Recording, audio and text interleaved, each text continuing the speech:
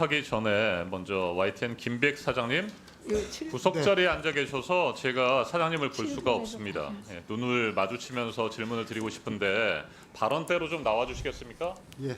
네, 저는 김백 사장님과 김태규 방통위원회 부위원장님께 질문을 드리려고 합니다. 네, 자리로 나와 주시면 시작하겠습니다. 네, 먼저 김태규 방송통신위원회 부위원장님께 질문드립니다. 방송사 최대 주주의 변경 심사는 보통 얼마나 걸립니까?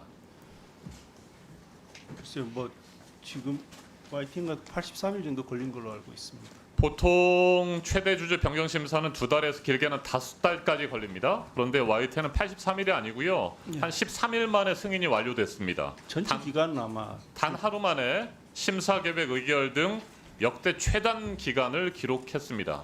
네, 김백 사장님 맞죠?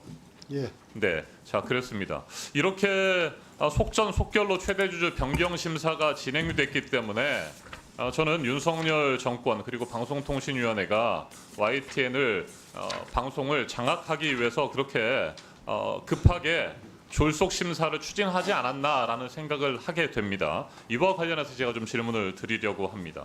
오늘 청문회는 단순히 YTN 지분 민영화, 매각 과정에 대한 문제점만 지적하는 것이 아니고요. YTN을 강제로 빼앗고 졸속 심사로 유진그룹에 팔아넘긴 일련의 과정뿐만 아니라 YTN의 공정성에 대해서 의문을 갖는 분들이 많이 계시기 때문에 이 부분을 좀 짚어보려고 합니다. 그리고 문제가 있다고 한다면 YTN의 문제점을 지적하고 국민의 품으로 되돌려야 된다라고 하는 생각을 하게 됩니다. 김백 사장님 취임을 언제 하셨죠? 작년 4월 1일. 4월 1일에 취임식을 하셨습니다. 예. 네, 3월 29일에 유진그룹이 대표이사 사장으로 전격 임명했었고요. 그 당시에 사장으로 임명될 때 사장 공모 절차가 있었습니까?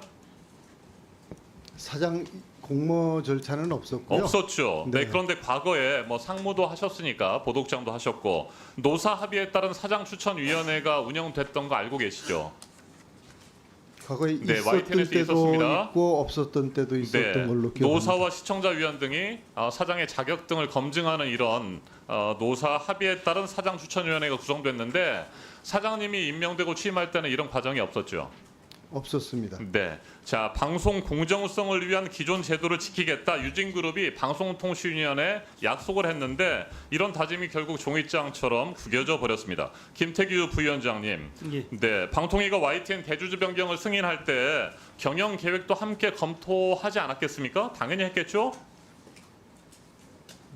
당연히 해야 되는 것이죠. 사업 계획서하고 다 받은 걸로 네. 알고 있습니다. 자 그런데 사업 계획서와 함께 경영 계획 등을 했고 그렇고 또 최대 출자자 변경 승인을 심사하기 위한 외부 심사위원회도 있어서 그 외부 심사위원회도 이 사장 추천위원회와 관련된 의견을 냈다는 거 혹시 알고 계십니까? 이게 사장 추천위원회에 대해서도 얘기가 있은 걸로 알고 있습니다. 네, YTN 사장 공모제를 폐기하려고 유진그룹이 그렇게 추진했고 결국에는 사장 공모 절차 없이 김백 사장님을 임명했는데 이 과정에서 외부 심사위원회 자문위원들이 이런 의견들을 냈습니다. 8명 가운데 6명이 사장 추천위원회 폐기에 반대했습니다. 저희 PPT 파일 있는데 그것 좀 한번 보여주시겠습니까? 이 자문 위원들의 의견을 보면요.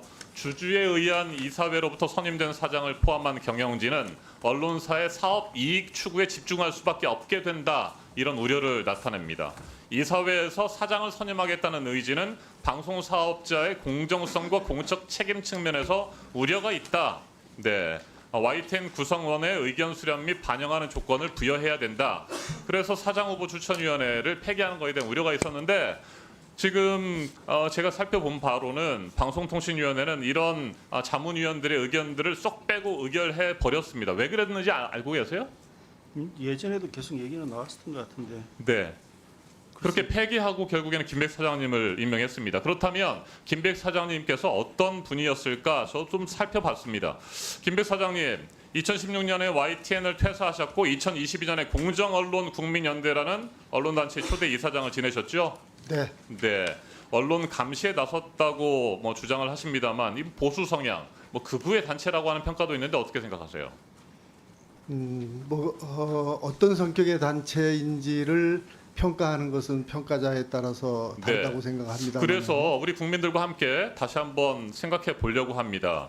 김백 사장님께서 공원위원 전 대표도 지내시고 하셨는데 유튜브 발언 과정에서 김건희 씨에 대한 언론 비판을 스토킹 수준이라고 폄하한 적이 있습니까? 그 전체적인 맥락을 에서 말씀을 드려야 될 걸로 생각이 됩니다. 아니 그러니까 그런 말씀 했어요? 스토킹 수준? 제 기억이 정확하지는 않지만 기록으로 남아 있다. 기억이 정확하지 않으신 것 같아서 동영상을 준비했습니다. 동영상 함께 보시겠습니다. 오디오 좀 올려주시고요. 정치인들의 그 김건희 여사에 대한 비판이 이제 끊이지 않고 있는데요. 거의 뭐 스토킹 수준이다 이렇게 말할 수 있을 것 같습니다. 민주당 방송이다. 지금 현재 언론노조가 장악하고 있는 공영 언론들이 전부 다 민주당의 그 하부 방송에 지나지 않는다 이런 비판에서 자유로울 수가 없는 겁니다. 그런 행태를 네, 이제 기억이 좀 나십니까?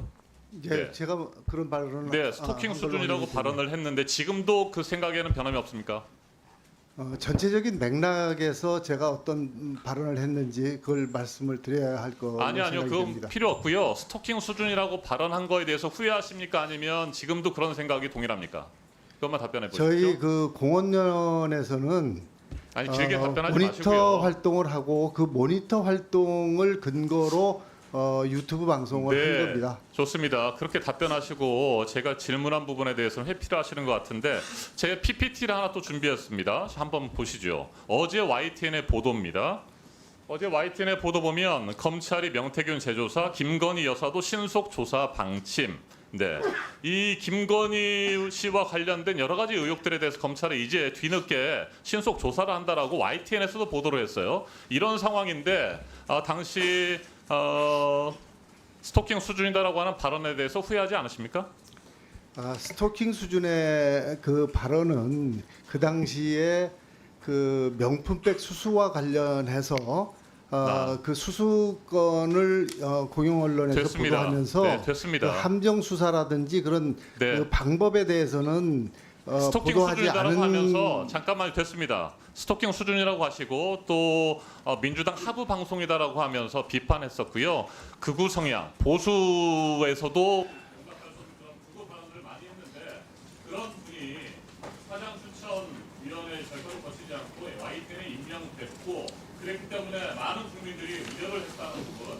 네, 그래서 말씀드립니다. 결국에는 YTN의 지금 내각 절차가 YTN 방송을 장악하기 위한 윤석열 정권의 기획에 의한 것이었다. 저는 그렇게 판단합니다.